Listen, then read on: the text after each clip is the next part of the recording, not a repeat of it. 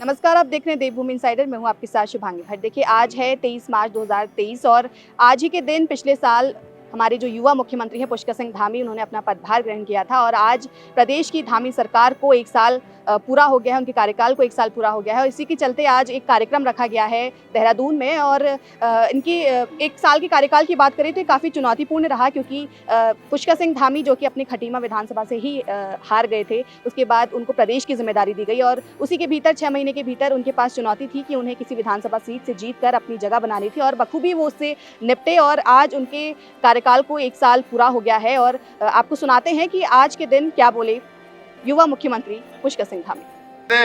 आज के इस अवसर पर मैं उत्तराखंड की देवतुल्य जनता को सादर नमन करना चाहता हूं, प्रणाम करना चाहता हूं, उनको धन्यवाद ज्ञापित करना चाहता हूं कि उन्होंने हमें काम करने का अवसर प्रदान किया, उन्होंने राज्य के विकास में अपना योगदान देने का काम किया। भाइयों बहनों, आपके आशीर्वाद के कारण आज उत्तराखंड उत्कृष्ट उत्तराखंड की ओर बढ़ रहा है। धीरे धीरे हम आगे बढ़ रहे हैं। आज से ठीक 1 वर्ष पूर्व हमारे सम्मानित मतदाताओं ने हमको ये विजय तिलक लगाया था, उन्होंने अपना आशीर्वाद दिया था और उत्तराखंड की राजनीति में पहला अवसर था जब जनता जनार्दन ने किसी भी दल को दोबारा लगातार सेवा करने का अवसर प्रदान किया था, लगातार मौका दिया। और मैं ये दावे के साथ कह सकता हूं, मुझे इसमें कोई संदेह नहीं है कि उत्तराखंड की देवतुल्य जनता बुद्धिमान है और वो भली भांति जानती है कि इस प्रदेश का विकास कौन कर सकता है, इस प्रदेश को आगे कौन ले जा सकता है, इस प्रदेश को हिंदुस्तान के श्रेष्ठ राज्यों में कौन सी पार्टी और कौन सा नेतृत्व आगे ले जा सकता है, उन्होंने और कौन वंचितों को आगे लग सकता है। फिर भी मैं पूरे विश्वास के साथ कह सकता हूं कि 1 वर्ष में उत्तराखंड के नए संकल्प के साथ हमने कई पहल करने का भी काम शुरू किया है, अनेकों नए प्रयासों को भी प्रारंभ किया है। इसको व्यापक रूप देने के लिए, धरातल पर उतारने के लिए मसूरी में हमने चिंतन शिविर आयोजित किया था 3 दिन का। उसमें व्यापक रूप से चर्चा हुई थी, एक खाका तैयार किया गया है, उसमें तेजी से काम हो रहा है। इस 1 साल के दौरान हमने जनता से किए गए अनेकों जो हमारे वायदे हैं, उन वायदों को भी धरातल पर उतारने का काम किया है या फिर उनको निर्णायक स्तर पर ले जाने का काम हुआ है। अंत्योदय परिवारों को 3 गैस के सिलेंडर देने का मामला हो, हमारा ये संकल्प था और हमने उसको धरातल पर उतारा।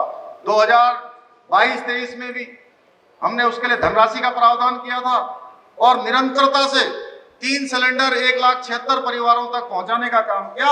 और इस वर्ष के लिए भी 23 और 24 के लिए भी हमने अपने सामान्य बजट में वो धनराशि का प्रावधान कर दिया है और गरीब परिवारों को 1,76,000 से जो आगे भी बढ़ जाएंगे उन सभी को हम ये 3 सिलेंडर देने का काम करेंगे। मातृशक्ति को, क्योंकि लंबे समय से मांग थी मातृशक्ति को क्षैतिज आरक्षण मिलना चाहिए, बीच में माननीय न्यायालय में मामला चला गया और माननीय न्यायालय ने उसको रोक दिया था। हम उच्चतम न्यायालय में गए, उच्चतम न्यायालय ने हमारे हक में फैसला किया, लेकिन उसके बावजूद भी हमने तय किया कि हम विधेयक के रूप में इसको लाएंगे। 30% का क्षैतिज आरक्षण यहाँ पर सुनिश्चित हो गया है।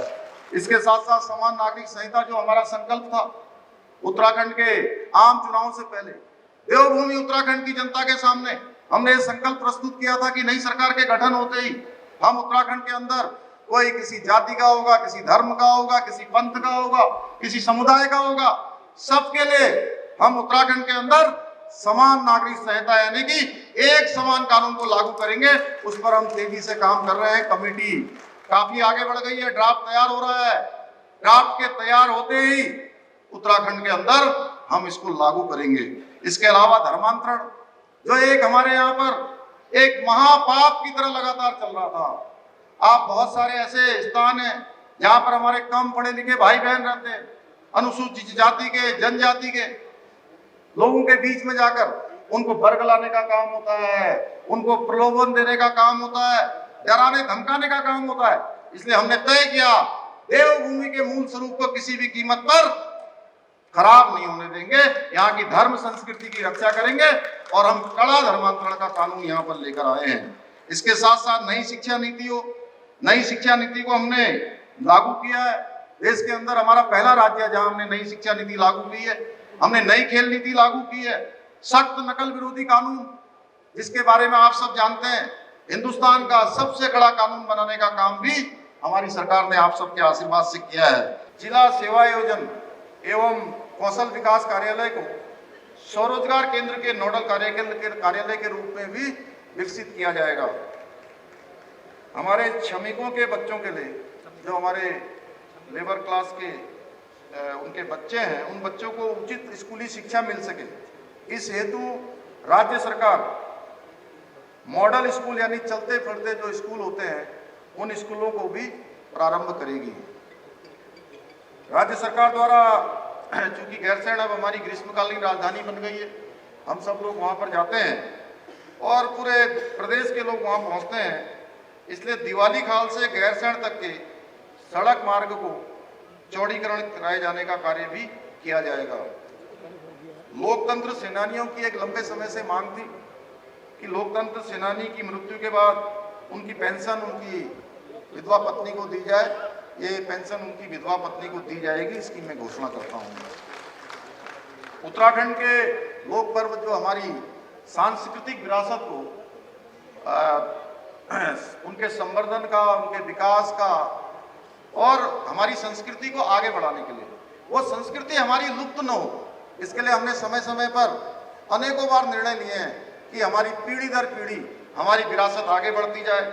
उसके लिए हमारे उत्तराखंड के लोक पर्व हैं, जैसे उत्तरायणी है, फूलदेई है, हरेला, इगास, बूढ़ी दिवाली आदि लोक पर्वों को व्यापक रूप से और पहचान मिले, उसको पहचान दिलाए जाने के लिए और उसको इन पर्वों को पूर्ण श्रद्धा एवं हर्षोल्लास के साथ मनाए जाने के लिए एक समेकित रूप से ये नीति बनाई जाएगी, जिससे कि ये हमारी संस्कृति, हमारे संवर्धन, हमारे पौराणिक त्योहार और पर्व लगातार आगे बढ़ते जाए, पीढ़ियों के साथ आगे चलते जाएं। पुनः मैं आप सभी का एक बार अपने हृदय की गहराइयों से धन्यवाद करते हुए और 2 लाइनें आप सबके समक्ष रखते हुए मैं अपनी वाणी को विराम दूंगा। अभी न पूछो हमसे मंजिल कहाँ है, अभी न पूछो हमसे कि मंजिल कहाँ है, अभी तो हमने चलने का इरादा किया है, अभी तो हमने चलने का इरादा किया है। न हारे हैं, न हारेंगे कभी, न हारे हैं, न हारेंगे कभी। ये किसी और से नहीं बल्कि अपने आपसे खुद से ये वायदा किया है। तो आपने देखा कि किस तरीके से मुख्यमंत्री पुष्कर सिंह धामी ने अपने 1 साल के कार्यकाल के पूरा होने के बाद खुशी जाहिर की और उन्होंने अपनी उपलब्धियां गिनाई कि इस 1 साल में उन्होंने क्या कुछ काम किए हैं, किस तरीके से उन्होंने हमारे पहाड़ के लिए काम किए हैं, किस तरीके से हमारी संस्कृति को आगे बढ़ाने में उन्होंने काम किए हैं, किस तरीके की योजनाएं वो लेकर आए हैं और आगे उनके क्या कुछ निर्णय हैं, क्या कुछ काम वो करने वाले हैं, वो कुछ उन्होंने आज सबको संबोधित करते हुए बताया। तो आशा करते हैं कि आने वाले समय में मुख्यमंत्री पुष्कर सिंह धामी जो भी अड़चनें हमारे उत्तराखंड में अभी हैं उनको सही करने में उसमें सफल होगी। कैमरामैन आकाश श्रीवास्तव के साथ मैं शुभांगी भट्ट, देवभूमि इनसाइडर। आज ही डाउनलोड करें देवभूमि इनसाइडर ऐप।